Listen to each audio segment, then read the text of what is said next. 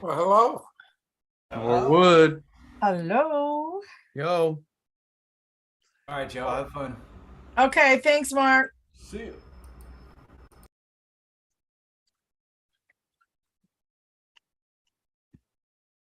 Ugh. All right, we're going to be live in a minute. We can start pretending like this is the pre-show because we're not 100% sure if we're live, but we think we're going to be live. We think we're live. Are we live yet? Are we alive? I'm feeling alive and well today. You are? Yes, I am. Why is that? I have Everything must no be under idea. control. I think Norwood, you got a mic? No mic? So I No mic, slept no mic. last night. I got There's Poik. Hi. I was Poik. Hi, Poik. Pretty sure Hey. this is Poik. pretty sure this is the pre-show. Can you turn your phone, Perk? Turn your phone. At rehearsal There you go. Just like that. for Hey Norwood. yeah, bro. Check out Eric's rig. He's going This with is the pre-show, by the way. Oh yeah. the pre-show. Where are you again? Which studio? can't give that information out. Oh, that's right. Yeah, we all these damn teenage girls showing up. I know. I was Right. just saying, I've got You know, a they had so many panties they had to pull off the thing. They couldn't even I get the cars know. out of the damn. I was gonna Parking send out a little text and say, if you want the scoop where Perkins is, send me $5. That's all you need. It was Mark. Thank you, Mark. When Eric was doing his garbage gig for the last 10 years, it was all no amps, no speakers. Oh yeah. So he just went to the locker and grabbed that Fender. And Right. it's, I don't know, 15, 20 years old, but it sounds great. The bass and the rig. Wow. Right. You guys, how excited are we again for tonight? Like, we have a good show and we are live. So this is the pre-show, but we're going to start the show like any minute now. We are, right? This is an exciting one. This is Tommy Chong for the 2nd and 2/10 time. Yeah, they are. Almost 3 times, Right. 2.5 times. Say that, yeah. 2 1/10 times. 2 and a 1 and a 10th. half. Maybe 2 and 100th. Yeah. All right, what do you guys think? What do you think? Should should we start this baby? This, I mean, when you got Tommy on, it's going to be a good show. I mean, it's great. This is this is like having hero material on the show, right? Absolutely. I got a couple questions I want to ask him I too. know. He's touched on some cool stuff back our last time, and it got my brain turning for a few questions. Yeah, I got. What do you guys think? Should we start this puppy? Sure. Turn that dang thing on? Let's go. Let's do it. Here we go, everybody. We're going live right here. The Rock and Talk Show, Beyond Backstage, with your hosts, Norwood Fisher, Kenny Olson, Scott Page, Stephen Perkins, Sheila Conlon, and David Moss. And welcome to the Rock and Talk Show. This is show number 62, our 62nd show already. I'm the Moss Man. Let me quickly introduce my co-hosts. We have the lovely Sheila Conlon over here from the Conlon Company.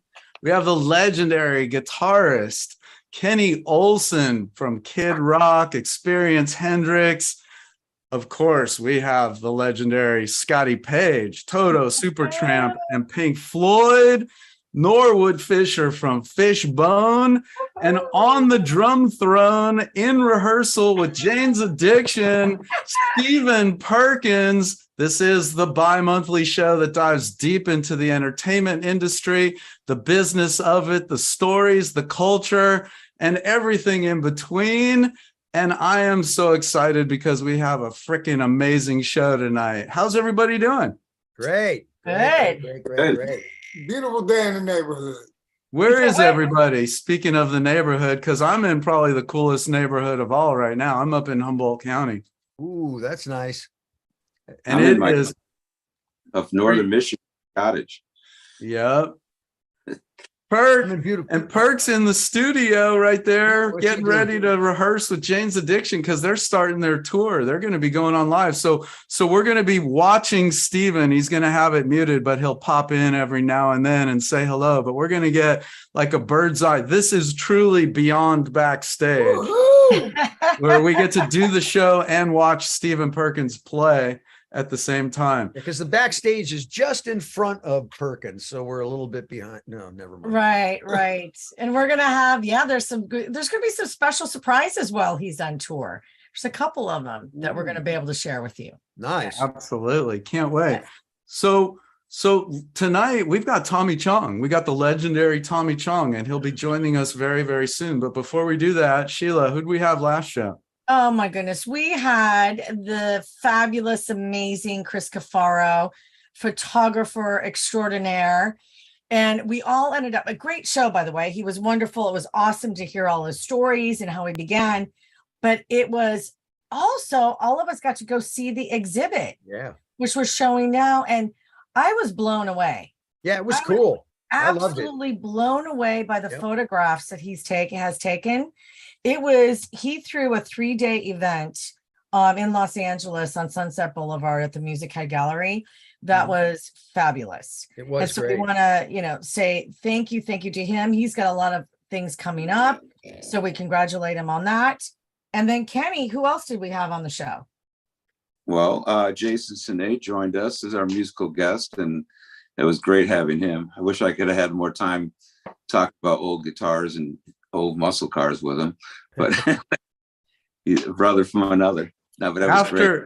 After the Chris Cafaro event, we went straight to Porta Via in Beverly Hills, and Jason Sine and his band were playing at Porta Via. It was packed, and he's really amazing. Like, he is an incredible guitar player. He's got an incredible voice, and it was just so much fun. We had a great time hanging out. It was amazing. I'm like literally sitting on the streets of Beverly Hills outside, hearing music, having great friends around, cocktails. It was a great night. It was a great night. I got to say about the Chris Cafaro event, the best thing about it was for me is looking at young Perk. He was such a child. He was such a little guy in those days. He was so cute. Yes, those that's old right. pictures were fantastic, right? He was a baby. Yeah, and we got to see Perry Farrell. Right? Wait, you did? Oh yeah. We saw Perry. More like that. More like that. Oh, that's right. Those Two teenagers. of my friends, Greta was with me, my assistant, and then my friend Kim. And I think they got videotaped looking at that photo for quite a long time. Funny stuff. I know. And then Scotty, what do you got going on, Scott? Oh, what we got going on this week is we've got a 3-day NFT LA takeover where we have Friday night. We're doing the Ziggy Hotel. It's painters and players. We got the music guys. We got about 15 of the top NFT artists painting live. The Rogue Bunnies are doing a drop, which are the playmates from the day. So they got their thing going on. And then so that's going to be a slamming night. And then Saturday we're at the Quantum Gallery on in Santa Monica. in Santa Monica with the Party Animals. It's part of the NFT community. And then Sunday we got a hotel party at the Ziggy Hotel in the afternoon, 1 to 7 by the pool. So it's going to be a really cool week of kind of bringing a lot of the best of the NFT Web3 world together with a bunch of the entertainment community. So yeah, we're excited about this one. It's going to be great. And we're launching the Syndicate token, which is part of this whole thing. So a lot of fun right now. And Scott, you could probably talk a little bit about Chris Cafaro's NFT too, because he was doing some cool NFT launches that last week as well with Jane's Addiction. Yeah, it actually makes me very happy to see that the artists are starting to jump into this movement, because this is the people's movement, right? ability to take back the power of the currency, control the audience, control your content. And so, yeah, Chris is jumping in. We're actually talking right now about collaborating on some stuff. So I'm very happy we did that. And I love to see he's in it. Yeah, but they did some really cool NFTs all around. You know, you can own your very own young, cool picture of Stephen Perkins animated on your wall. If you want to get that. And I'm sure you could get his, I think they're on OpenSea. You can just look up Chris Cafaro. Yeah, he's doing great work in the NFT space. He's like, what's happening is there's a lot of partnering going on, and he's partnering up with some of these great NFT artists. I think that's really a big part of the opportunity. Yeah, so it's great. Yeah.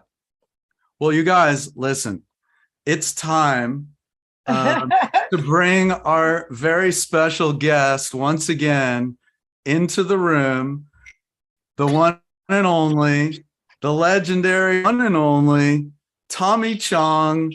Welcome back to the Rock and Talk Show. Tommy, how are you? There we go. Can you hear us? I was okay.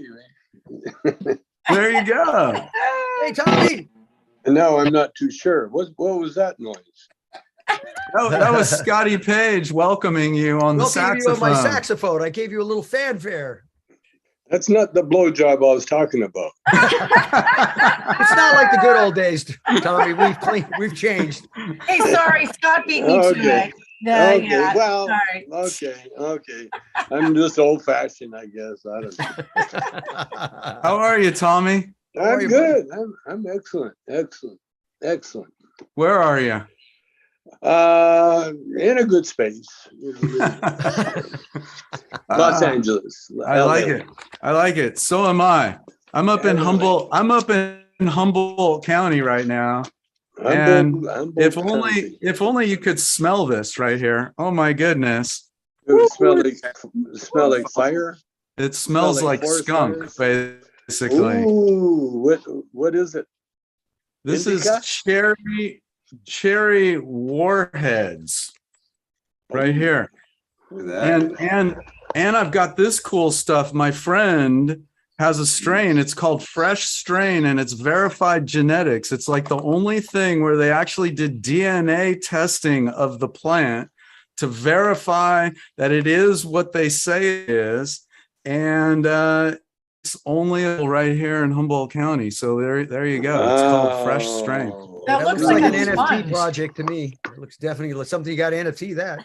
Well, check it out. Not only do you get 5 grams for the price of 3, but it comes with a trading card. There you go. Of what it is with all the details of the strain on the back of the card. It's kind of cool. Oh man, that's a definite NFT project, bro. It's like a Pokemon project. Yeah. Which brings me to the question: is it because people in Humboldt County have a lot of time on their hands?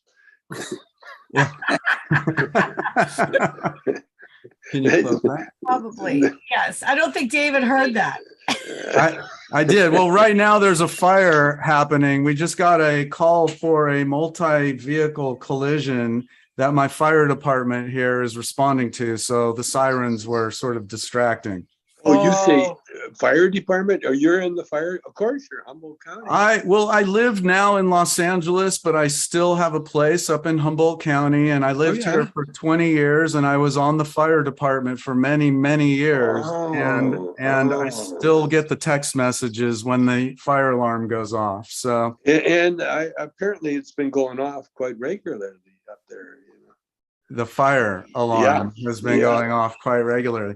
So, Tommy, what are you up to? What do you got going on these days? Anything fun and exciting? A lot of stuff that hasn't got to the point where I could talk about it, you know? I mean, I could tell you, but then I'd have to kill you. You know? Okay. I don't want to. I was tired of living anyway, so you might as well tell us. Start with one of the other guys before you get to me.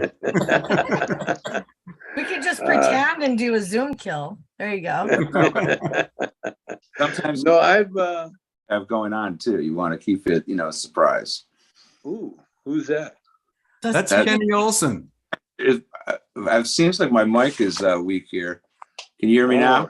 Yeah, Oh, yeah. yeah, we hear you. Wow, All right. it was a flashback to the 70s, huh? Yeah, I know. It's good to see you, brother. Yeah, you too, man. I don't know if you Are you Go ahead, in Humboldt Tommy. too? Are you up in Humboldt too? No, I'm in Michigan. I'm here. Yeah, I'm up in Traverse City at my cottage up here, but I've been, back and forth between here in Detroit. I haven't seen our boy Razor Ray in a few months. I think he's down in Florida doing some gigs. Is he okay? Is he gigging? Oh yeah, he's doing good. You helped good. him. Yeah. I was a little worried. I was a little worried about my boy for a minute there. Yeah, but he pulled through. Oh, that's good, man. Good to hear. So That's Tommy, good to you hear. and Cheech just did like a little run where was it a Q&A? Talk about it. What were you guys doing, and are you still doing it, or is that kind of over?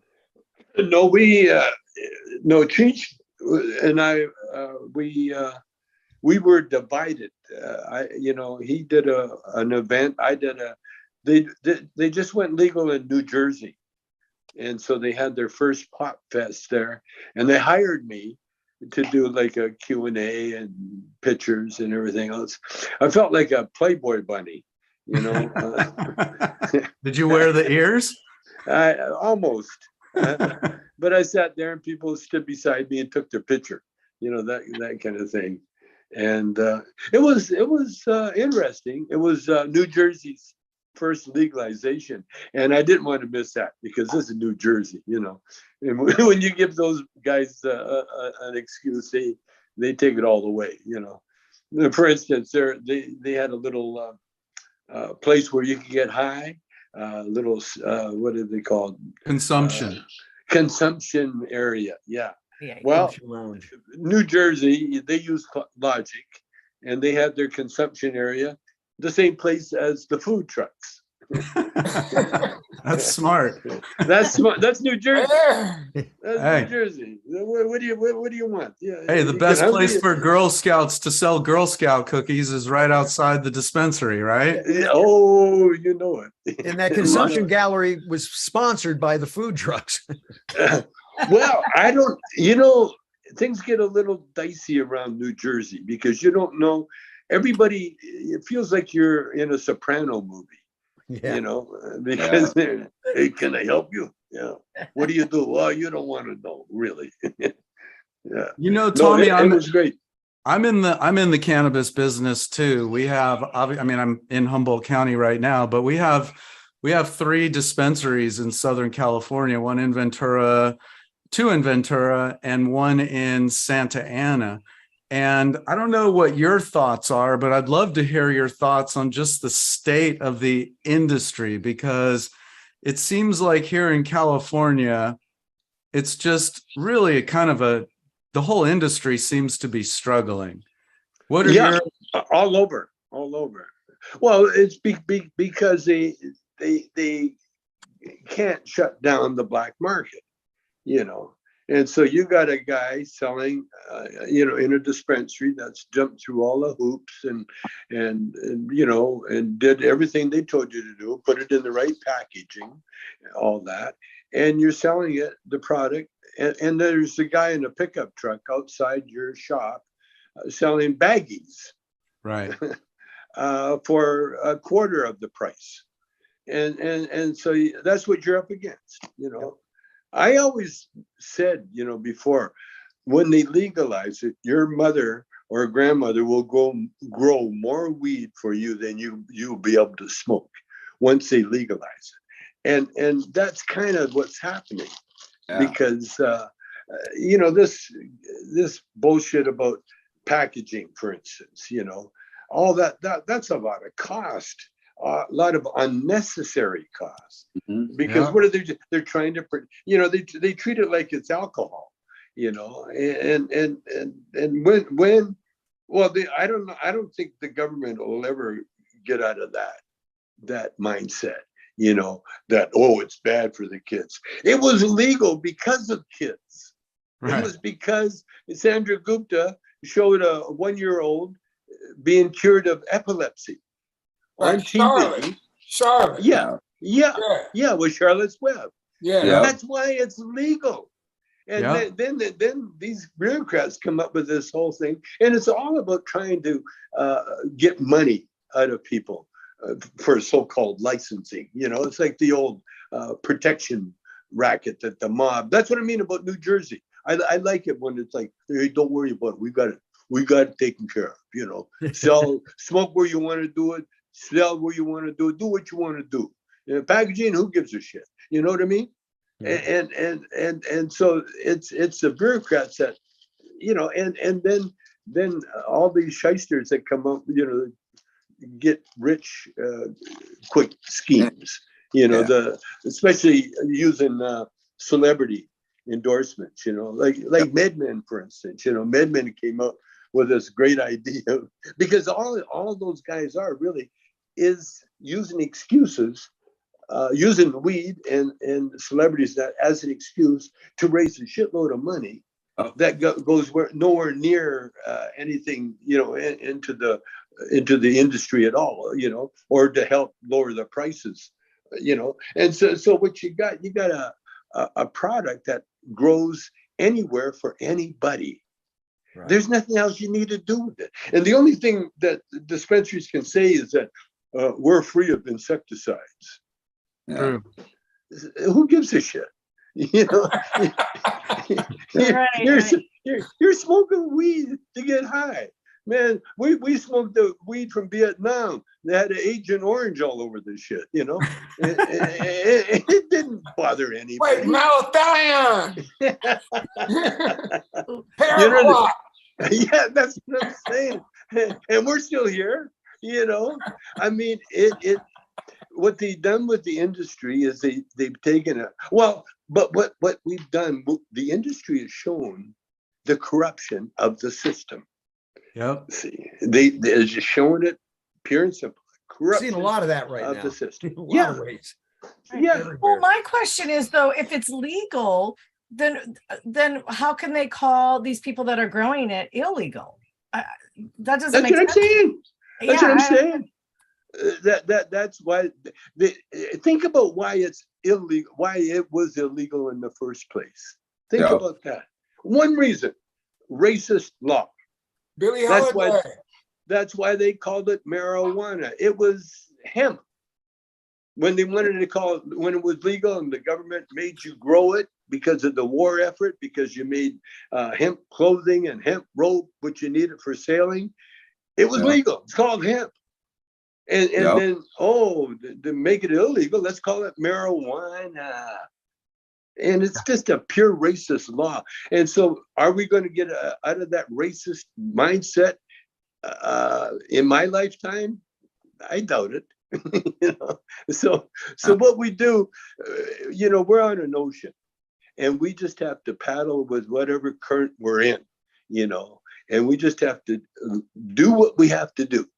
That's what we did. That's what we did in the old days. That's why when they came after me to put me in jail, I could have fought it. I could have beat it, but I would have had to compromise. I would have had to say, I'm sorry.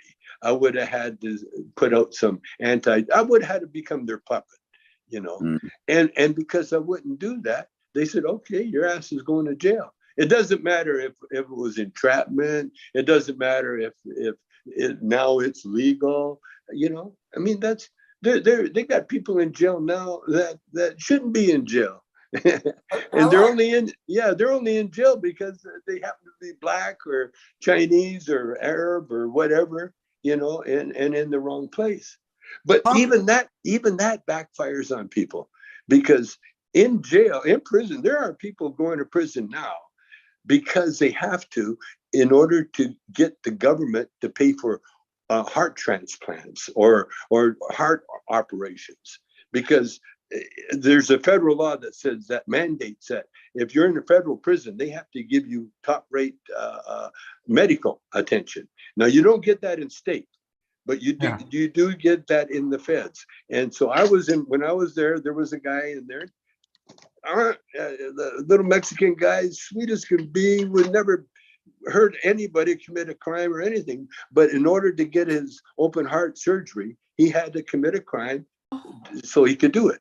So Wow. so the prison and the prison system also mandates that if you don't have a high school education, you go to school, you get one.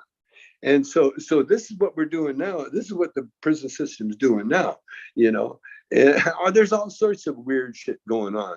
Talk about your like, maybe a lot of people don't know what happened to you. Like, you didn't even get busted for weed.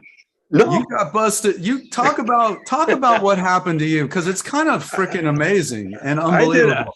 I did a movie with Snoop Dogg and Dr. Dre, and it was called The Wash. And in the movie, I was selling Dr. Dre and Snoop Dogg a bong, because the weed was free. Okay, you could have the weed free, but you got to give me $200 for the bong. I thought I had hit on something, you know, because at the time it wasn't illegal to sell or to have a bong. Well, Joe Biden wrote a law called the paraphernalia law. And what they did, they stretched the use of paraphernalia to include a bong. And instead of, you know, back in the day, it was called a water pipe, you know, and they were common all over the world. They still are.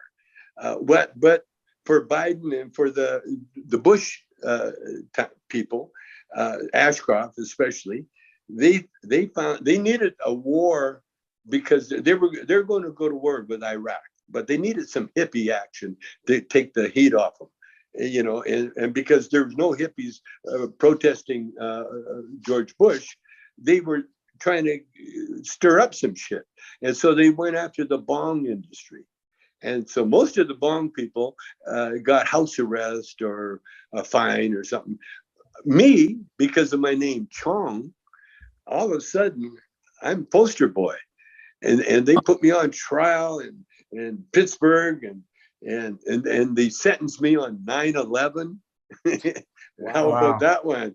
9/11, they moved me into a big court room, expecting a lot of protesting going on, you know. And one guy showed up with a sign that said "Free Marijuana." No. It's such a stoner sign. I don't know if he was giving away marijuana or he wanted to free marijuana. It didn't say free. It didn't say free Tommy Chong. It said free marijuana.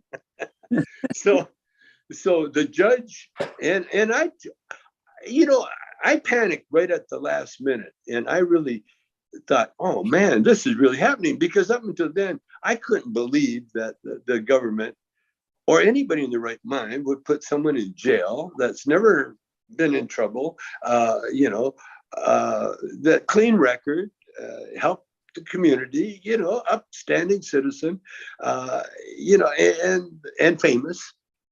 I just couldn't think but then I realized that's where I was headed.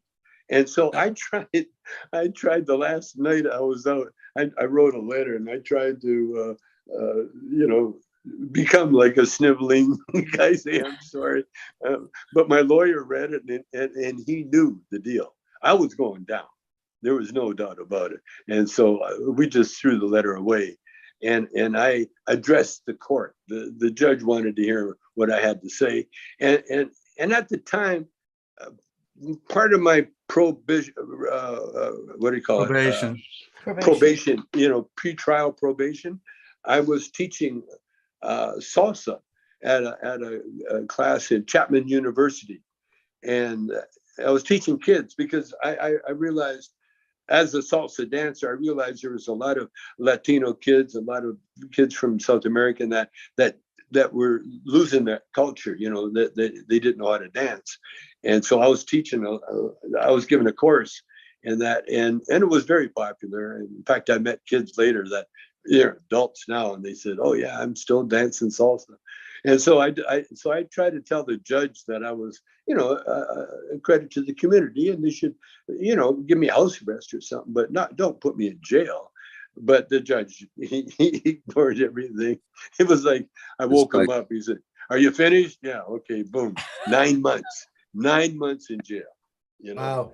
And but the minute he said, The minute he said 9 months, I felt a warmth come over me, like, wow, you know, this isn't the word. This is the best thing that could happen to me. I felt it. It was the spirit. I felt the spirit say, "It's okay, Tom. You're going to be fine. We got plans for you, and this is where you need to be." And so when I went there, when I went to prison, I really turned it into a spiritual retreat because it was a camp. I'm in there with non-violent offenders. A lot of them bikers, a lot of big ass bikers, but they were non-violent, and they've been down many, many times. And so it was really a vacation for them, you know. Yeah, because it's camp. You don't work. I mean, you do, but not really. Did you go through withdrawals of not having weed? Not even a little bit, girl. Not Really? even a little bit. When I was in there, well, I was driven by adrenaline. First of all, I quit. It was called pre-trial probation, and they blood tested me, everything. They tested me more, I think, than anybody in the history of the prison. Almost every day they would have me going to take a blood test because they had snitches in the joint offering me dope. Every time I turned around, they'd be, "Hey, Chong, here, I got this for you," you know. But I had an old biker that became my dog, you know, and he Steve was his name, and Steve would just shoo everybody away. Get out of there with that stuff. Weren't you entrapped though? Like, didn't they entrap you? Like, talk about that, because okay. First of all, the company was called Chong Bongs, and it was just my name. In fact, my son kind of had me barred from the factory because I was being too nice to the employees. You know, I'd come and no one would get any work done, and I was trying to set up a little shelter. Because that's what I kind of do in my life. I look for places to hang a hammock. You know, I like to be comfortable, and so my son had me barred from the shop itself, and so what happened? This is funny too. I used it a little bit in my last appearance. The government. They were telling the press that the bongs were making and funneling billions of dollars into the Al-Qaeda, into the terrorist organizations. That's what they found out. That's why they had to stop the bong industry. Well, so what the feds did, wait, tell me, you said that's what they found out? No. That's what they were looking to find. Okay. Yeah. And so what they did, they put a undercover financial expert into the bond company to see where the money was going. Well, the guy got there and found out we weren't making any money, mostly because of the way we were running it very shoddy. We weren't running it properly, you know. And so he kind of helped my son straighten out the business. And once the business got straightened out, we started making money, and this was before the bust. And so yeah, because it was embarrassing, you know, for the government to show the courts that we were losing money. We weren't funneling any money to anybody.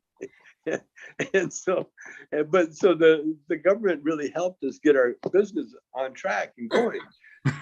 Now, what they did, they phoned, and they got it all on tape, where they phoned and tried to get my son to send the bongs to their address in Philadelphia, which was a DEA headquarters. That's where they wanted the bongs sent to. And of course, my son and the people that answered the phone, they said, "No, we can't do that. You know, you have to come to California, pick up whatever you want, your order, you know." And so what they did, they came to California, came to the bong shop, and this is after they followed me around Texas, I think it was Arlington, Texas. And they came in there and they were wearing headbands. Well, no one was wearing a headband back in the day. And so all these DEA agents with headbands come in there with short hair, by the way, and headbands. And so the shop owner knew what they were DEA. And so the shop owner had their employees wear DEA t-shirts and stand next to them. Wherever they went, they would stand next to them. Well, I was so stoned or out of it, I never noticed that. And so when the agent said to me, "Hey, come on outside, I want to talk to you." And I said, "Sure." You know, like he said, "Listen, these bombs." No, we're outside, and he's got a backpack with a camera in it, I guess. And he's kind of leaning over to get my reaction. He goes, "These bongs, they're not just for tobacco use only, are they?" And I said, "Hell no."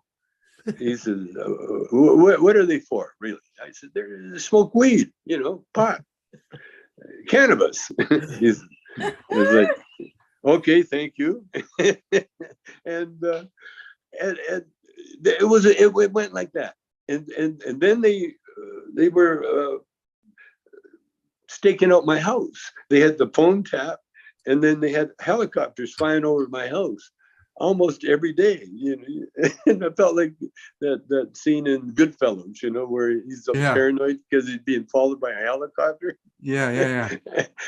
I started feeling that a little bit, but you know, and then when they came and busted in, you know, knocked on the door, they were very polite. They're all dressed up in their SWAT uniforms. And I got a glass entrance to my house. And so when I went downstairs, they were banging on the door, and I went downstairs, and the door is open, by the way. And I looked at them, and they looked like kids in Halloween costumes, you know, like they're trick or treating. That's what I felt they were, because I felt no fear whatsoever.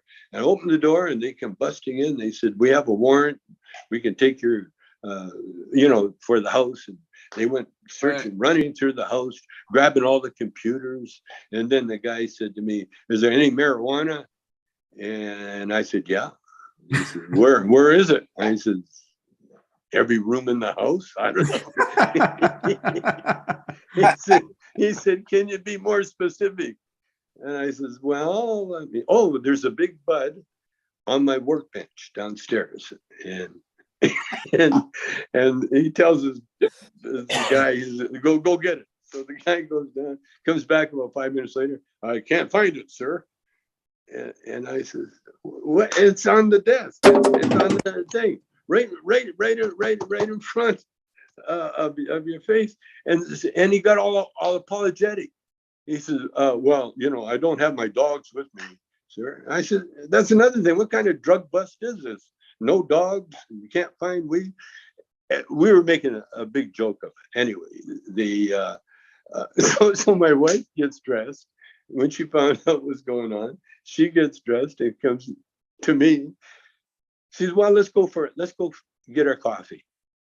And the guy said, "Wait a minute, lady, we're not finished here, you know." And then my wife says, "Are we under arrest?" And the guy said, "No." And she said, "Well, then we're going to go get our coffee." Yeah. And he told her, he said, "There's a kitchen. Why don't you go make your coffee?"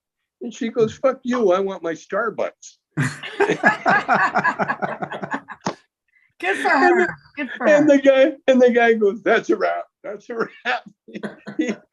That's awesome. She got him out. She got him out. And so I basically laughed at the whole thing, you know, right up until I went to jail. And then when I went to jail, Vanity Fair hired a limousine to take me to prison.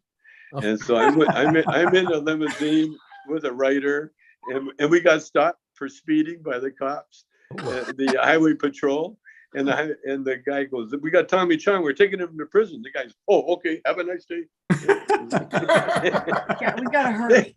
Yeah. It was a riot. Then we get to prison, and there's a greeting, all the prison officials, because they take you in the big prison. The camp's in the back, so they take me in the big prison, and it was the only time that they put handcuffs on me, you know. and it's a formal. He said, we got to do this right. It's just formal. And so they put handcuffs on me, walked me through the door, took handcuffs off. That was the end of that. And so then they told the guy, one of the guards is, okay, take him to the camp. And so I get in a pickup truck with the guard, and he pulls out an album. He says, can you sign this for me? Like, I can't. Wow. Yeah. Yeah. So I signed the album. And that really was the way it was the whole time I was there. I got greeted as a hero when I went into the camp. They were waiting for me. They had all funny gags, like a soap on a rope when I went to get my clothes. Had me a soap on a rope. And what else? Oh man. And then I got the best dickies. Because there's a guy named Jimmy. He was part of the greeting team and the clothing guy. And so he had some antique dickies that he saved. And in fact, I'm wearing a Dickie shirt right now because I love the feeling. I love the shirt. And it was a cool uniform. Mine was khaki, but I had old. It was old fashioned. Had a crease in the front. And then they took me to. Then another guy took me to it. Showed me his locker. I said, is this a commissary? And he says, no, it's just his locker. And he is a food collector. He collects food, and it was the most. It was the best 9 months I've ever spent. I couldn't think of it. So that was my question. Was it totally different than you thought? Because I mean, the thinking of going to prison, what's in your head, right? Yeah. And I'm wondering, what's your sound? Was it anything like you thought going in? Was it totally different what you got there? Nothing. I had one bad half hour. It was that night. Because during the day, I'm taking pictures. I'm like a celebrity, and how are you? And they're showing me around. Show me. I got people, in prison. They're full of crazy people. They're all nuts. And the thing is, if you act crazy, then people will leave you alone. They respect crazy. What they don't respect is eye contact. You do not make eye contact with anybody. Really? The minute you do, it's like, what are you looking at? You demonstrated master and half baked. What's that? About that in the squirrel master and half. I was saying in half baked when the squirrel master played. Isn't that weird? Isn't that fucking weird? That was the movie I shot before I went in. Oh, and wow. Guess what? There were squirrels. There were ground squirrels that you made pets out of. Because the food was so bad that all the inmates would take the food down and feed the ground squirrels. And the ground squirrels got so fat, they couldn't get back in their hole. And so the hawks were sitting up there. They come down and swoop and grab a ground squirrel. Because they were too big to get, oh man. Wow. It was the most exciting, but like I said, the bad half hour. That night, I crawled into my little bunk. I was on the bottom bunk and next to a cement wall. And that was the shock. Because I went from the Palisades, nice twin king size bed with a beautiful wife. And now I'm in a little bunk with my partner as a cement wall. And I started getting a panic attack. I could feel it. And then you could hear the lock on the door. You turn the key and you could hear this lock. It was echoed. And it was a dormitory, about 250 men or something in there. And then all the sounds, it sounded like a jungle, like all men sounds, crying and farting and coughing. And it was just, it just became unbearable. And then I felt this peace came over me, like a warm blanket. And it was like, it was the spirit. And it was like, okay, you're going to be fine. This is going to be great.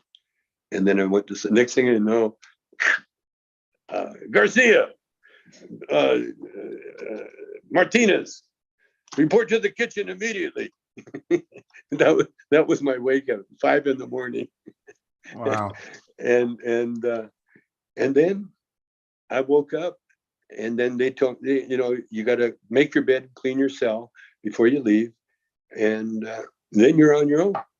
And then I had, a few people, help me, the celebrity people, like I'm still friends with this, he's a golf caddy, and he works for Harris English now, but he was in there doing big time because he fought his case.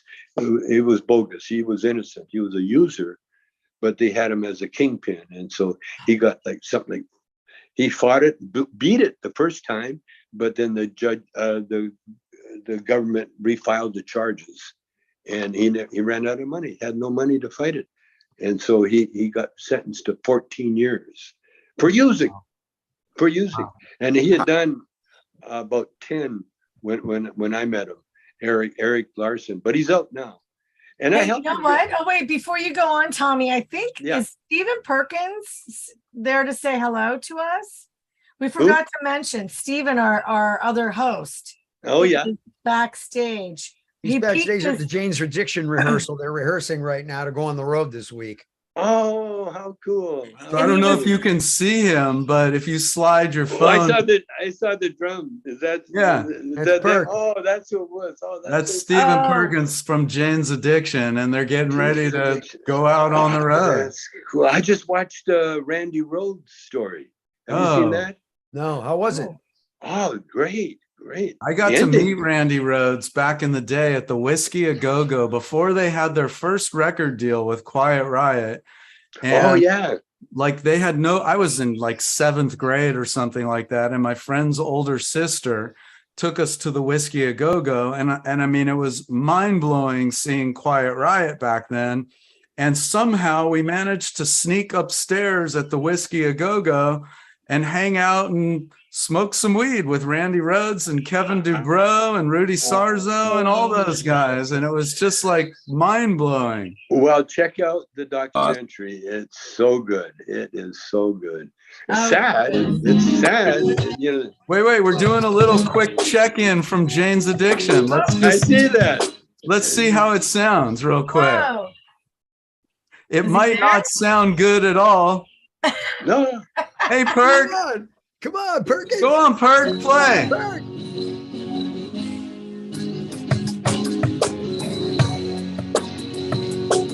I love this song. Yeah. Jane says. Perk.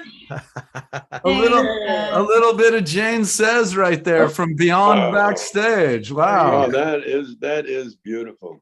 Tommy, is beautiful. How many years remember when John Sinclair, when our boy John got arrested, how long was he in there? It was less than a year, wasn't it? When he got out? Sure. I'm not sure. I remember when he got busted and when he went in. Yeah. It's hard to keep track of I mean, stuff I think you and I even talked about it before one time, but when last time you were on our show, I was enjoying when you were starting to reflect back on the Motown era. Oh, yeah. Does your mama know about me? And, Bobby Taylor. And I remember you were saying something about Mary Wilson, who Mary was a friend of mine. And I just love that woman to pieces. Me too. And I remember you were telling me about you meeting. And it was right around when you were starting to play with Bobby Taylor in your band. I was wondering if you could just kind of take me down memory lane a little bit about that time period. Well, we were a bar band. I had a after hours club in Vancouver, and my brother ran the bar part, the everyday thing, and I had the band. And like I say, it was a bar band. We never had a name. We just played music, and we had a singer. Bobby Taylor came up from the States. We knew he was this great singer, but we lost our drummer. Our drummer went and joined a group called the Three Dog Night. Oh, no. Yeah, it was Floyd Sneed. And so we lost, and he was my brother-in-law at the time. I was married to his sister. And so we lost Floyd, so we called Bobby Taylor, who we knew in San Francisco, and Bobby says, "Oh, I can drum, motherfucker. I'll drum." And so he came up, and he was our drummer. And so when we got Bobby, then everything changed because he was one of these singers that Motown. would respect. You know, when we played in Detroit, the entire Motown family came out to see us, to pay homage to Bobby. And Bobby's claim to fame was that we discovered the Jackson 5. And they actually lived at Bobby's house or his apartment until Motown signed them. Wow. It took a month. It took a month, but Right, I heard that. yeah. So that was Bobby, and Mary was with the Supremes when Diana Ross was still doing Barry, the booty call. She was Barry's booty call. And so when she heard us, she called Barry. Barry said, "Hey, you want some of this? Come on up here and sign these guys." And so Diana Ross got assigned with Motown, you know, and yeah, the rest is history. But I got to know Mary, and Mary was she was such a cutie pie. Oh boy. She was having an affair with Tom Jones. It's not unusual. And because Tom Jones apparently was hung like a brother. Oh, I got the stories about him. My friend was his musical director. Oh, so you know what I'm saying? Oh my God, the stories are just insane. I mean, Tom Jones, that guy. You know, they talk about Wilt Chamberlain, or who is it? The guy, I think Tom Jones is right there, right next to him. He was right there, apparently, according to Mary. Yep, according to Mary. God, I love that lady. And we became really good friends. We never, no hanky panky. She was too famous, you know, for me at the time. You know, I had to say mine. Of course, I was married too, you know. So, and minor detail. I was married. I was married with girlfriend. So I was not. I'm a real musician. I was married, but I had my girlfriend. Right, you were busy. You were busy, and I'm still with my girlfriend. There you go. There you go. I like it. My first wife's birthday is coming up. And we're really tight, but yeah, I'm still with a girlfriend. I'm still with a lady that said, "I'll never marry you." We're married. We're married now. Somehow you convinced her. What do you got there? Right here? Yeah. This is a set of playing cards I just found. And we'll play some poker. Let's go. No, I'm a fidgety guy. I just can't talk without doing something with my hands. I grew up in the country, and when you grow up in the country, if you've got any time at all, there's something to do. You know, you got to, shuck the peas or peel the potatoes or carry the water, or there's always something to do. And I used to sit around the fireplace, the kitchen stove, and carve stuff. I carved this little guy here. This is an NFT. It'll sell for probably a few $1 million, and I'll show you what it does when I can find it. Well, you just say this is a joint. See, it's a joint holder.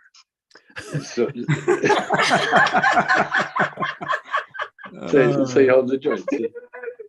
Because instead of having to lay it down somewhere, and then forget where you put it. Oh, there it is. I found it here. There's the joint. There's weed in every room. It's everywhere. Come on. And he couldn't find it there. Yeah, if it's an NFT, then it's virtual. You have it all the time, right? Oh yeah. Well, no, NFT digital. It's going to be it's real. Like this here is an NFT. This is a little fish club. When you catch a fish and you gotta put it out of its misery. This is the fish club, and I made a little fish. You're gonna get millions for that one. I joke about it. Hey, listen, I joked about $1 million bomb many years ago, and now we're getting $1 million bomb. Yes. Yeah. That's the glass blowers. The glass blowing industry is incredible. So Yeah. tell me, are you doing a lot of NFTs? It sounds like you're getting into it. Are you pretty much Oh, into it? totally. Oh, Because good. NFTs, like I do these, I get requests for little drawings. And so when I got a lot of time on my hands, I'll do these little faces, you know, and people are collecting them, and I got my signature there, and there'll be a date somewhere. But yeah, years from now, you know, they'll find. I got a whole room full of stuff that I carved. Wow, that's great. I love that. So Yeah. you'll like this, Tommy, because you know, just because a lot of people might know it. Back in the day, I used to play those gigs with you at the Roosevelt Hotel it was called Painters and Players. You remember Yeah. Jam and all the painters and stuff would happen, and we would play and we'd do those shows and we'd auction off. The You play guitar I played guitar and saxophone. and sax. Yeah, I actually got some paintings on the walls and stuff when we did. Yeah, I know it was a long time, but we were all in good shape in those days. Yeah, the Painters and Players. Yeah. Yeah. So you'll be happy because this weekend on Friday, I'm bringing it back. We're doing Painters and Players all NFT Web3 event here in Hollywood on Sunset Boulevard at Hotel Ziggy. You should come. I'd love to. It's going to be smoking. It's in a crazy slam. And we got 15 painters. They're going to be live painting at the same time, all the top NFT artists. And then You had him at smoking. What's the date? This Friday, tomorrow night. Tomorrow night, Hotel Ziggy. Hotel Right on Ziggy? Sunset. You're in where? You in Beverly Hills? Is that where you live? Whereabouts are you? I'm in the Palisades. Palisades. Okay, so you're not too bad. 20 I mean, minutes. up Sunset. Hotel Ziggy. What time? Yeah, we'll after we get done here, we'll get you the information. But it's if you're in the NFT space, you'd be perfect because it's all NFT people and Hollywood, and we've got drops going down, and it's we got live music. You've got Norwood, and you've got Roberta Freeman, and you've got Derek Day, and you've got who else is playing in the band? We got Harry Waters, Roger Waters' son's playing in the band. And we're launching the Rogue Buddy launch, which is the Playmate. So they got their NFT launch. So it's going to be a really cool slamming thing. And I'm just coming back to you because I always remembered Painters and Players and how cool that was to have all these players and painting people while we're making music. It's crazy. Wasn't that great? It's the best. So yeah, if you come, you can sit in if you want to play a tune or two with us too. It'll be fun. You don't have to, but if you wanted to. I know. I realize. No, I'm at the old Icon stage now. You know. Yeah, got it. The Icon stage. I got my wave. I got my Queen Elizabeth wave. Hey, I do think Perkins is ready to give us a little sampling. Again, if you want to do it. Let me just text Mikey real quick and tell him. I got it. Oh, okay. Well, let's tell Perk to turn on his thing and get a little sampling of what they're rehearsing. Okay, I just told Mikey. So okay, I think he's gonna turn it on. Here we go. Let's see. He's working on it. There we go. No, almost. Shoot, they were. What time does your event start tomorrow, Scott? Starts at 7. Okay. While we're waiting, you're an NFT guy, Tommy. You got to be there, buddy. This is the NFT community. We're the people's movement, man. Okay. Yeah, definitely. While we're waiting for Perk, I just want to know. I assume you've been up to Humboldt County, yeah?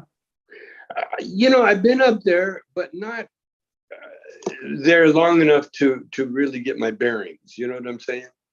So I've driven through there and I've been there, but like fly in, fly out kind of thing. So clearly, obviously, the history. And my question to you is, do you have because right now outdoor weed is considered mediocre and low quality. and indoor weed It's bullshit. is like it. And right now, the outdoor growers in Humboldt County are struggling to even stay alive and keep their farms because pounds are selling for $300 a pound. What are your thoughts on outdoor weed versus indoor weed? Well, I don't know the difference. To tell you Okay. the truth, I don't know the difference, and I really don't give a shit about the difference. You Right. know, all I know is that all my life I've been raised, I guess, on outdoor weed. You know, because all the stuff from Mexico, I don't think they grew that in greenhouses. Nope. And that's what people tell me. You know, the weed today is so much bullshit, man. I'll tell you, weed back then, a joint, if it was rolled small enough, was just perfect. It was a perfect size for the set. Like if you're playing. Oh, there we go. Sorry.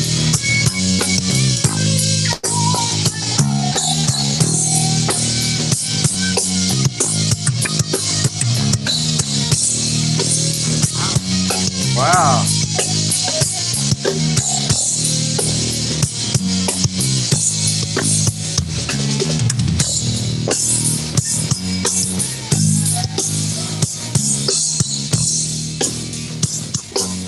Yeah, James live. Oh, nice. Wow. Nice. That was a little taste of Jane's addiction beyond Backstage. That was so cool. That is cool. Where are you guys? On Sunset? Oh, Well, we're all over event the is on place. Sunset. We're all in our homes, different places. Oh, there's a little more.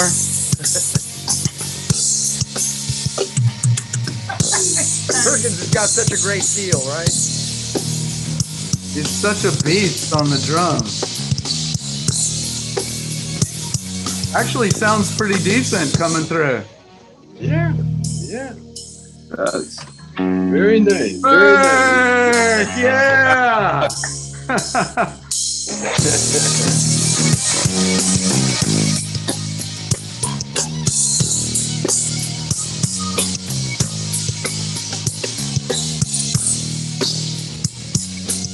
That is awesome. Wow. It's going to be an amazing tour.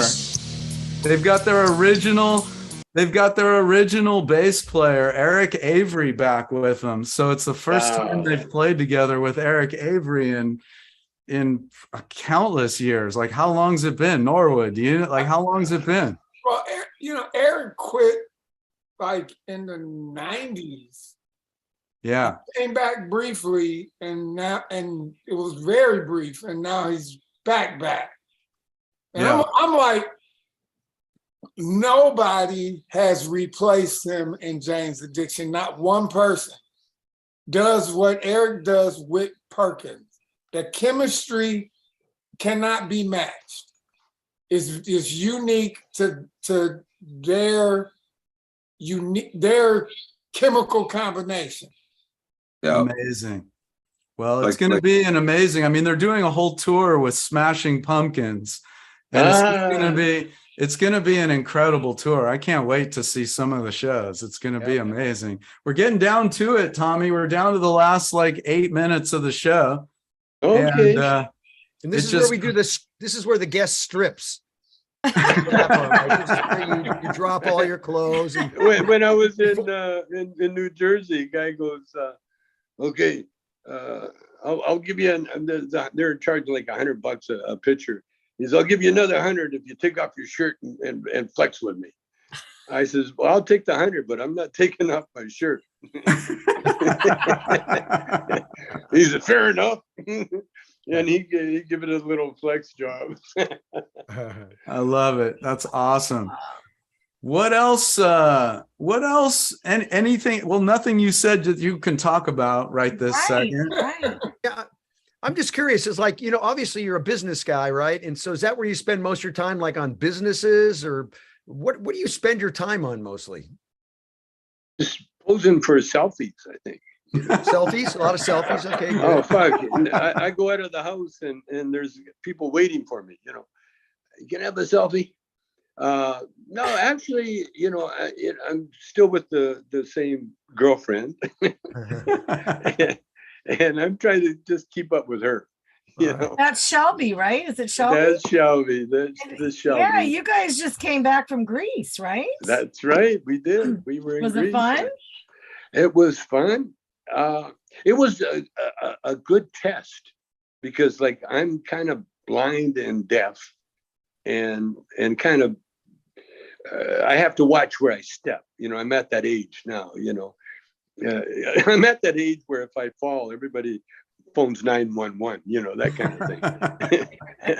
And so traveling with jet lag, and I found out that I'm okay as long as I'm not in an English speaking town. Like we ended up at Heathrow Airport. Everything's in English and I couldn't understand a fucking thing. You know? Well, they talk with that funny accent. Oh, they talk weird and they call things weird, you know, the lift. Elevator. Oh yeah, the lift. And we had to go to the next terminal. Well, in LA, the next terminal is the next building. In Heathrow, you get on a bus, you get on a train, you go for fucking ever, and then you get off, and then make sure you don't do this and that and everything else, and then you find the thing. I couldn't understand shit, and my wife, you know, she's got no patience with me for sure. It was interesting. It was an interesting trip. Oh, good. We loved it. We loved it. We had a good time. How long were you gone? About 10 days, I guess. Okay. I had to come back to do the New Jersey thing. So I got off the plane and got on another plane and flew to New Jersey. But the way you fly now, first class or, you know, business, is you got little pods. Got these little pods. It's like being in jail, actually.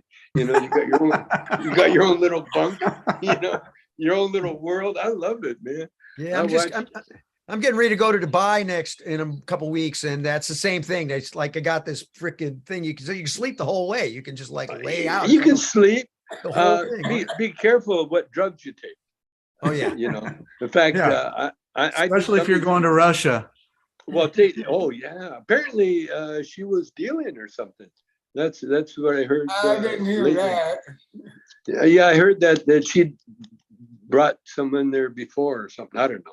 Who was that? But Brittany Grimes. Oh, Brittany Grimes. But hey, Tommy, in yet like in all the years that you and Cheech were done it, I'm think it's safe to assume that you've known many, not many, you've known people who've gotten put in prison for drug charges. Oh right? yeah. Well, probably. And is those that are still around, do you know anybody that you can think of that maybe is still in jail from? Not really. Not Not anymore. No, not anymore. I was around the funny bust. Like they busted the Four Tops one time in Vancouver. Wow. Because a maid found a joint in the ashtray. And so they called the cops. And the cops got the room next door to the Four Tops. When the Four Tops came home from their gig, they busted in their room and arrested all of them, including the Jewish comedian. And the Jewish comedian kept saying, "I'm not with these guys. Look at me. I'm not with these guys. Come on, look at me." But anyway, they let him out. You know, they had to do the whole bail thing and pay off the people. You know, it's a racist law, man, and they just played it to the max. You know, and they're still doing it now for some people. You know, well, look at Brittany. You know, if she hadn't been a 6'10" or whatever it is basketball player, she wouldn't be worth anything. But you know how Brittany should get out? She should go on a hunger strike. Because if you die, you're not worth anything. As long as you're alive, you're worth something. And well, especially right now with everything that's going on. And if you look like you're going to be sick and die or something, they'll let her out right away. They'll grab whatever they can. That's a deep commitment. You know, not many people have, you know, it would That take conviction. ovaries of ultra steel. True. I once read, Tommy, that I don't know where I read it or heard it, but your favorite smoking partner is George Harrison. Yeah. Why? Yeah, well, they were, first of all the Beatles were like angels. They were avatars, you know, they were sent here to do what they did. And so being around any one of them was so special. But to be around one that smoked and that you shared the joint with, man, it was incredible. It was so incredible because he was so evolved, you know, in so many ways. But he was a quiet guy, but he loved to get high, and he just loved guitar, and he loved his life, and he was very, very spiritual, very aware, you know, and he really put me on a nice path. But again, you know, my whole life has been very serendipity in that way. You know, I'll tell you this. I usually don't talk about spiritual things that happen, but this was so crazy. I'm in New Jersey, and I'm almost finished the day. You know, I've been taking pictures and moving around and everything else. So I'm walking across the hall, and I think in my mind, oh, I could go for some popcorn. I think I would like some popcorn now. In my mind, within seconds, a guy runs through the crowd with a bag of popcorn and says, here's your popcorn. Wow. Whoa. That's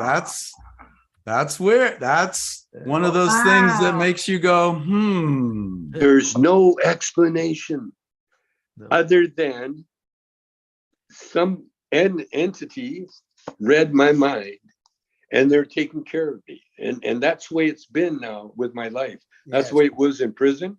That's the way it is now.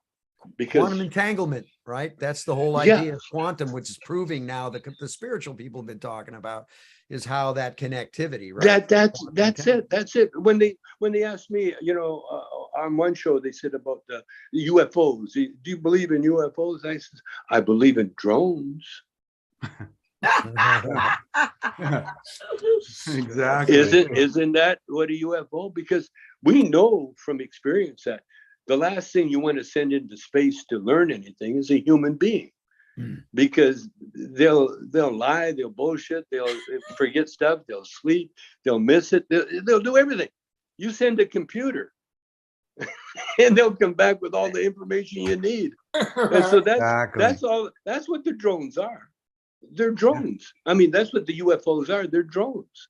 You know, and we're here. We're not here just by accident. We're here with a purpose. You know, and the more, and when the spiritual world found out, okay, I'm game. You know, he's right. Then they've been, you know, and I've been contacting them. Here's the book that turned me on to everything. It's called, well, he's written a few. It's Joel S. Goldsmith. This is the book you want to get. This is the book. I was walking down the street in New York, I guess in the 70s, 80s, probably in the 70s. And because I was always on a spiritual path, thanks to jazz, by the way. It was a jazz musician that turned me on on the spiritual world. And so I'm walking to the gym. I got my gym bag, and it's a nice day. And all of a sudden I felt something turn my ass, you know, just turn me and face me, HarperCollins bookstore. And I look at it, and then I felt something pushing my ass, literally pushing me into the store. Wow. And I thought something grabbed my hand, took my hand, and reached down, and I got his autobiography. Wow. The autobiography of Joel S. Goldsmith. I didn't go to the gym. I took that book home, I read it, and it's changed my life. Wow. It has literally changed my life. I'm in total contact with the spiritual world, and you can tell with everything that's happening to me. And you know, I mean, I've met so many heavies and had moments with so many heavies, like George Harrison. Yeah. It was one of them. Muhammad Ali is another one. Look, Wow. you are a heavy motherfucker. Stop. You're about as heavy as it gets, Tommy. Please. Let me tell you about Muhammad. Let me tell you about Muhammad Ali, because this is funny. This is funny. Bobby Taylor, the singer that we got, that really put us on the map. He went to the Olympics with Muhammad Ali. Now, Bobby used to lie about a lot of things. And you never knew when he was telling the truth or telling a lie. But he used to tell us about, he went to the Olympics. He knows Muhammad Ali, it's Cassius Clay back in the day. And so Muhammad Ali was in between fights, he was barred from fighting. He was giving speeches around, and he came into Detroit. And so Bobby called me up. He said, come on over. Muhammad Ali's coming over.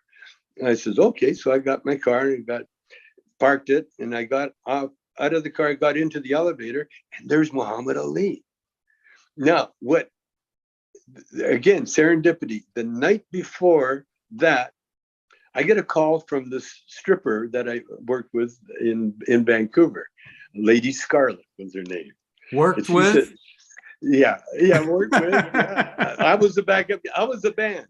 We got an 18-piece band. I was me and a drummer. And so Scarlett calls me up. She goes, guess who I was with last night? I said, no, who? And she goes, Muhammad Ali. I said, what? She said, yeah. I said, oh, that's crazy. Then Bobby calls and said, come and meet Muhammad Ali. So I get out of the car, get in the elevator. There he is. He doesn't know me at all. So we're riding up the elevator, and I look at him. I go, Lady Scarlett says to say hi. What was his reaction? His eyes got all big. He looked at me like I was a ghost, man. He looked at me. Like, what? Were you there? Did you see something? Yeah. He looked at me like, because he's so sharp. He's another avatar, So he looked at me, and he still looked at me, and the elevator stops. And then we walk to the same apartment. That's hilarious. And then, hey, Muhammad, hey, how are you doing? Then we get introduced around, and then I took pictures with him. But I can't find the pictures in that, but that's the way my life has been, and still is. It's still going. It's still going crazy like this. Well, Tommy, out of respect for your time, I mean, it's 4:00 and we scheduled an hour. We'll talk as long as you want to go, but out of respect for your time, should we wrap up? You want to go? Yeah. If it's okay with you. Yeah. I got a wife that I think has to give me some orders that I forgot earlier. Well, we want to thank your manager, John Paul Cowan, for setting this up. Oh yeah. We want to thank you. We want to thank you, Tommy. We love you. You are a fucking heavyweight, like Norwood says right there. And the world for the better, Tommy. Lenny Bruce, George Carlin, Richard Pryor, Cheech and Chong. Yeah, I love that. Thank you. It's a nice group to be with, man. Yeah, very nice. Yeah. And well, I thank you guys. I'll don't leave just yet. We're gonna play our little outro, then we're gonna go offline, and we're gonna give you the details for tomorrow night. Oh, good. Okay, gotcha. Great. For 1 second, though, I think Scott's gonna tell us. So one thing. So just maybe you might even know Tommy. Actually, one of my favorite musicians when I was growing up. He was one of my all-time heroes, and it's great. I get to play with his son, Will. But Bill Champlin's going to be on the show next week. Next show. Bill. You know Bill, right? One of the great singers. Who's his partner? Who's keyboard the player. partner? I'm sorry? Who's the singing partner? Tara. Yeah, his wife. Yeah. I knew Bill. Tamara. I'm sorry, Tamara Champlin. I'm sorry, Tamara. Yeah, Bill. Yeah, so he's going to be on. So I'm actually very excited because I used to listen to those records, those Sons of Chaplin's records, like over and over and over. Yes. I wanted to be him when I grew up, man. So I'm excited. So he's going to be on our next show. Oh, good. Well, all right, don't go away. Give my love. We're gonna wrap up. Don't go away. Here's our little outro, and until the next show. See you next time on the Rock and Talk Show Beyond Backstage with your hosts, Norwood Fisher, Kenny Olson, Scott Page, Stephen Perkins, Sheila Conlon, and David Moss. Executive producers, Sheila Conlon and David Moss. Producer and director, Eric Lloyd. Assistant producer and creative director, Mark Armentano. Editor, Graham Cooper. Theme music by ThinkX. Sponsors, IK Multimedia and Lewitt Microphones. Artist Relations, TPI Films. Special thanks to From the Earth, ThinkX, The Conlon Company, and Mac. Check us out on YouTube /The Rock and Talk Show, Facebook and Instagram at The Rock and Talk Show.